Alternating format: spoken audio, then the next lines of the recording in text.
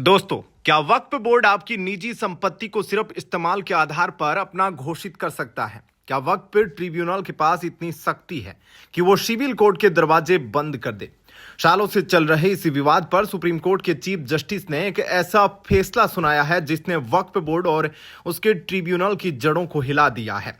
आज के वीडियो में हम डी.के. दुबे जी के विश्लेषण के आधार पर समझेंगे कि कैसे सुप्रीम कोर्ट ने वक्फ ट्रिब्यूनल के अधिकार क्षेत्र की लक्ष्मण रेखा खींच दी है।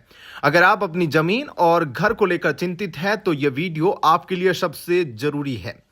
अब तक क्या होता था, अगर वक्फ बोर्ड किसी जमीन पर दावा करता था तो मामला सीधे वक्फ ट्रिब्यूनल जाता था। वहां के फैसले को चुनौती देना बहुत मुश्किल होता था।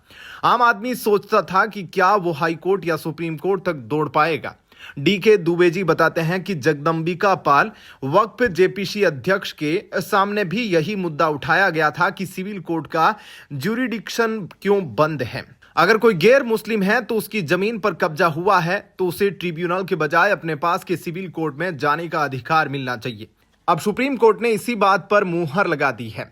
सबसे बड़ा विवाद वक्फ बाई यूजर को लेकर है।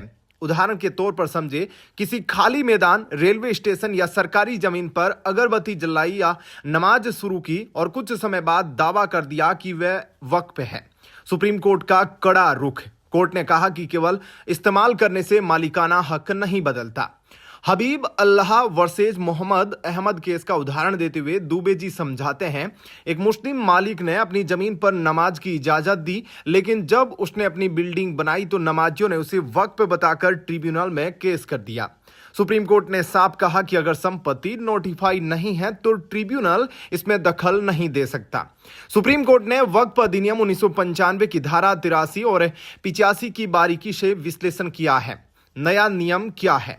ट्रिब्यूनल केवल तभी सक्रिय होगा जब संपत्ति पहले से वक्फ के रूप में रजिस्टर और प्रशासन द्वारा नोटिफाई हो चुकी हो।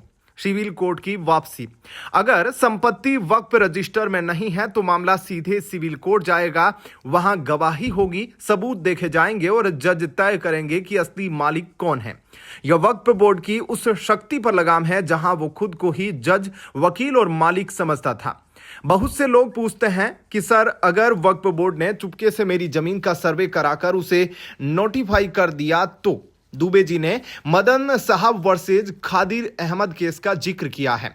सुप्रीम कोर्ट ने कहा कि वक्फ नोटिफिकेशन पत्थर की लकीर नहीं है। अगर सर्वे गलत है या धोखाधड़ी से नोटिफिकेशन हुआ है तो उसे अदालत में चुनौती दी जा सकती है और उसे रद्द किया जा सकता है। मालिकाना हक सबसे ऊपर है। क्या कोई पुराना चबूतरा या दीवार वक्फ हो सकती है? दुबे जी भीलवाड़ा के केस का उदाहरण देते हैं। वहां एक पहाड़ पर पुराने ढांचे को वक्फ बताया गया।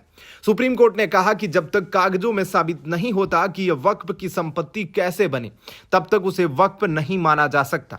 लाल किला हो या कोई और सरकारी संपत्ति, अगर कानून में वो सरकारी है तो वक्फ उस पर दावा नहीं कर सकता।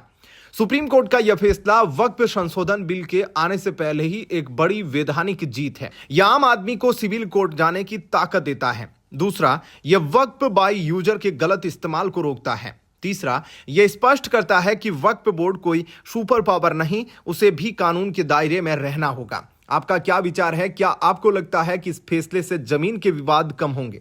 कमेंट में अपनी राय दें और दुबे जी के इस कानूनी विश्लेषण को समझने के लिए इस वीडियो को शेयर करें। चैनल को सब्सक्राइब करें ताकि आप ऐसे ही कानूनी अपडेट्स पाते रहे। जय हिंद, धन्यवाद।